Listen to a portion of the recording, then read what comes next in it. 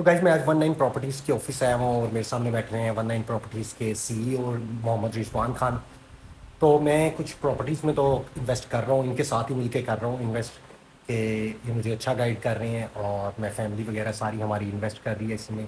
तो मैंने सोचा कि क्यों ना आप लोगों के साथ भी ये डिस्कशन शेयर करता हूँ कि कहाँ हमें इन्वेस्ट करना चाहिए और कैसे हम फ्यूचर में कुछ बेनिफिट ले सकते हैं। तो चलें बात करते हैं रिजवान साहब से। अस्सलाम वालेकुम रिजवान सर। वालेकुम अस्सलाम औरंगजेब साहब, कैसे हैं आप? ज़बरदस्त, आप सुनाइए आप कैसे हैं? अल्लाह का शुक्र है सर। तो असल में मैं आपके पास आता तो रहता ही हूँ ओबियसली, और आप मुझे बहुत अच्छा गाइड करते हैं प्रॉपर्टीज़ के हवाले से।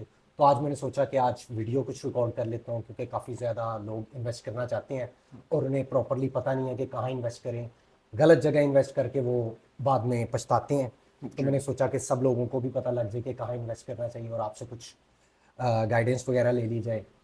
जी तो बिल्कुल। इस टाइम पाकिस्तान की जो सिचुएशन है, तो उसमें आप हाँ क्या सोचते हैं कि हमें पाकिस्तान में इन्वेस्ट करना चाहिए? अगर करना चाहिए तो कहाँ पे करना चाहिए? जी औरंगजेब साहब, सबसे पहले तो आपका शुक्रिया कि आपने मुझे मौका दिया अपनी बात आप तक पहुंचाने का और जो आपके साथ लिंक्ड लोग हैं उनके साथ कम्युनिकेट करने का।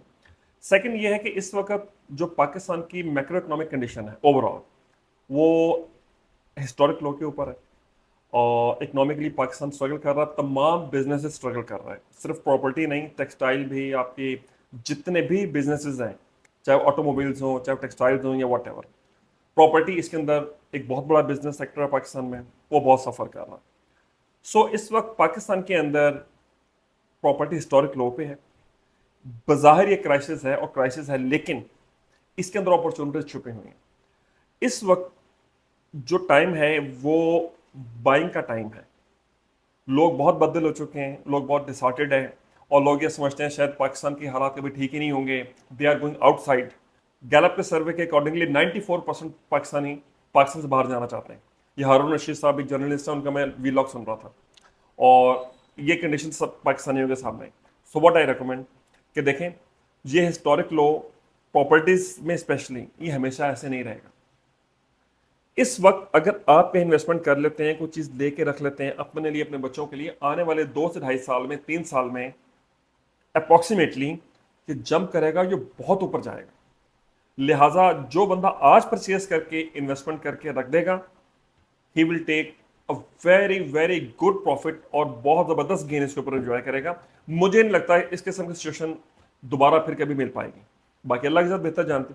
सो I recommend, it's the time for investment. जब इन्वेस्टमेंट का टाइम होता है लोग भाग जाते हैं, और जब इन्वेस्टमेंट का टाइम नहीं होता फिर हमें फोन पे फोन आ रहे होते हैं, जी फलानी जगह पर प्लॉट अरेंज करा दें, फलानी जगह पर फाइल की कीमत कम करवा दें, अच्छा रेट ले दें। तो उस वक्त फिर मार्जिन होता नहीं। So it's time to invest. आपको तो पता ही है कि हमने खुद भी इन्वेस्टमेंट्स की हैं, जी। फैमिली की इन्वेस्टमेंट्स भी करवाई हैं, आपकी भी करवाई हैं। डिपेंड करता है कि आपके बजट और आपका इन्वेस्टमेंट का साइज कितना है। तो इस टाइम हमें किस जगह इन्वेस्ट करना चाहिए एज देखिए, ए इस फ्यूचर वक्त प्रॉफिट? अगर आपकी बहुत छोटी सी इन्वेस्टमेंट है तो मैं रेकमेंड करूंगा MGH, जो है मंगला ग्रीन हाउसिंग सोसाइटी। ये जो सी पैक जो मोटरवे बन रही है खारियां से पिंडी, उसके ऊपर सिचुएटेड है। अप्रॉक्सीमेटली 30-35 मिनट का डिस्टेंस है इसका इस्लामाबाद का। जो लेक है उसके किनारे बनी हुई है। Very good society. फेज 1 और 2 इसके बने हुए हैं। फेज 3 ये बहुत डिस्काउंटेड ऑफर चल रही है। अप्रॉक्सीमेटली सोसाइटी वालों ने तो अभी जो जश्न आज़ादी थी इसके ऊपर 75% डिस्काउंट ऑफर किया हुआ था। तो उसमें बहुत सारे लोगों ने ली हैं, लेके रखी हैं, ओपन पे भी हैं। अप्रॉक्सीमेटली वो 2.5 लाख की फाइल कॉस्ट करती है, और डेवलपमेंट चार्जेस उसके कुछ अर्से बाद शुरू होंगे। वो अप्रॉक्सीमेटली 1 मिलियन और समथिंग हो सकते हैं। वो अभी थोड़ा सा मैं still we are wait looking कि वो कितने हों। MGH बेहतरीन इन्वेस्टमेंट की अपॉर्चुनिटी है।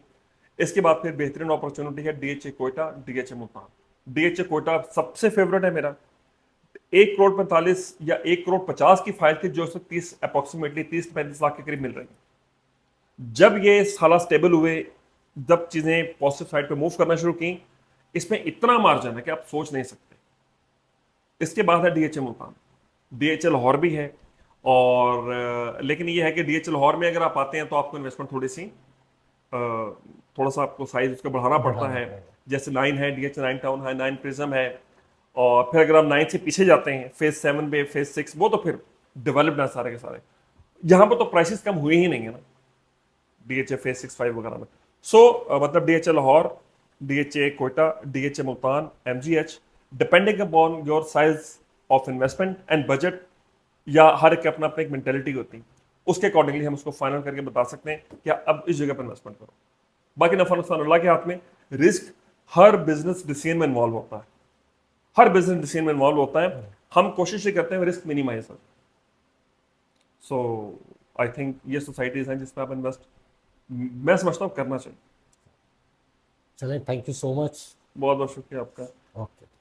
अल्लाह हाफिज़।